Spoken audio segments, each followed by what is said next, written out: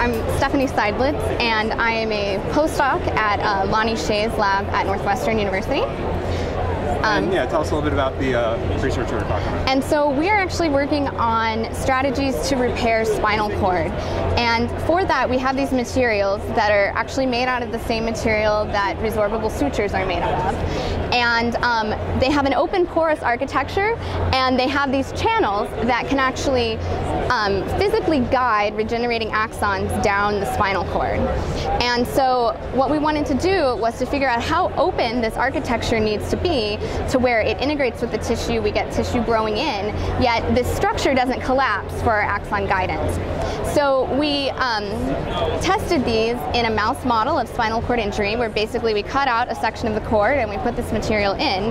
And what we can see is that when we have these 80% porous, so basically 20% is air, then we get significantly more axons growing from one side of the bridge all the way to the other.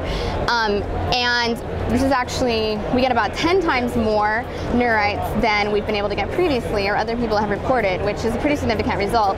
In addition, these directional channels are giving us very good guidance all the way across the injury site from one side to the other. And this green shows that those axons there actually have myelin around them, which means that they can conduct and are functional. So you said this looks promising, but I'm guessing this is very early stages. Right. This sounds very revolutionary to me. Like, this would be a big deal if it could lead to real therapies in human patients, right?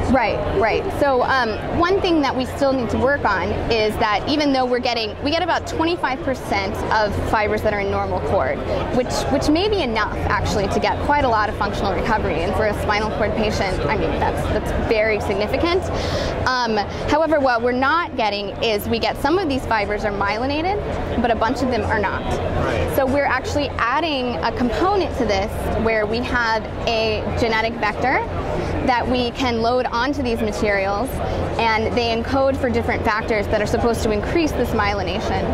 So right now we have shown that we can put those genetic vectors onto the scaffold, and we can get them to express a compound that lights up, luciferase.